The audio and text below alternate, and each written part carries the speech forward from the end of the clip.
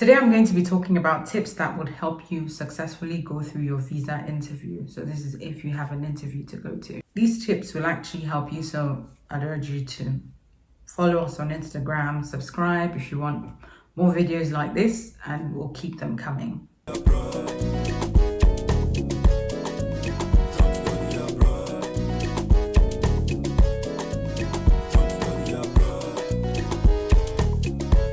So my very first tip is that you need to acquaint yourself with the country that you're going to be studying in. So for every country, they would have their own separate requirements. So probably because you've been traveling to, say, the UK since you were born, doesn't mean that if you apply to study in the US that you're going to get a visa. And that could be purely because you just didn't read the requirements.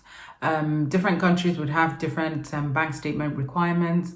Different countries require different amounts of money to be held in your accounts. So you actually need to take your time and go through the requirements for each country. If in doubt, follow at Drum Study Abroad, call us, text us, message us, subscribe to us, and we'll put you through the right processes for visa. We know them. I've been traveling since I was born. I've been to the US 10 times. Just remember one thing.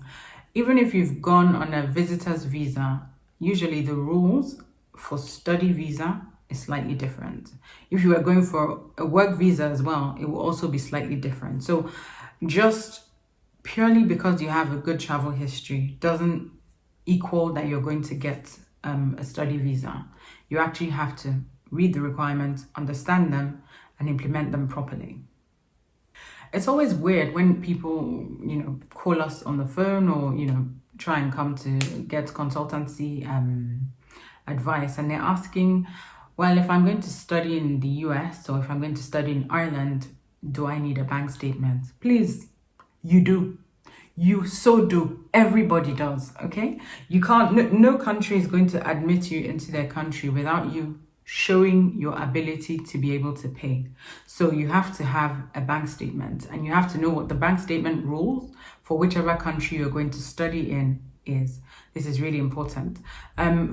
Usually, most embassies would prefer you use a personal account, but if you choose to use a company account for countries where that is allowed, you would have to have all the necessary tax documents, and you need to make sure that that is all properly put together with all the company documentation, proving whoever is allowed to sign the checks and ownership of the company and a lot of other details. But your bank statement needs to be watertight, otherwise you get refused. You need to go over your documents just before you submit and make sure you have the original documents as well as the copies of your original documents.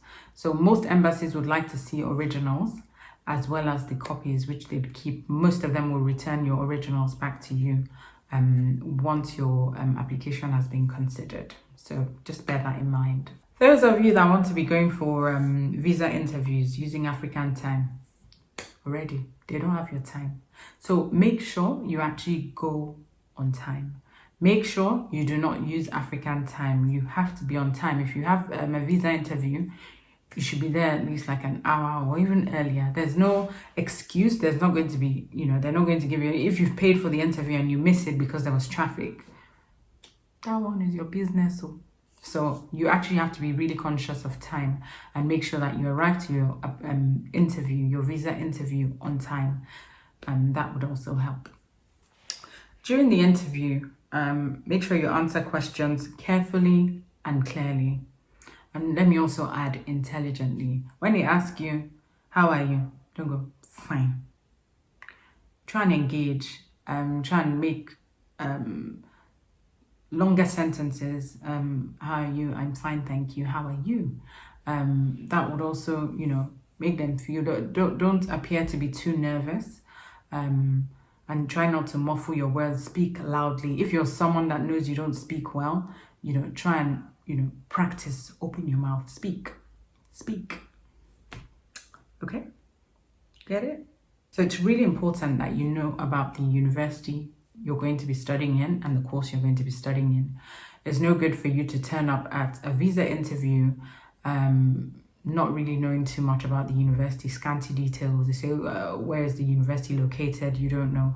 Most times, every student will probably know the name of the university and how much they actually paid as tuition fees, but you need to do a lot more research if you're a student at Drum Study Abroad. Obviously, we would prepare you for the questions that are going to be asked. But if you're not a student at Drum Study Abroad, we would actually advise you actually prepare for your visa interview.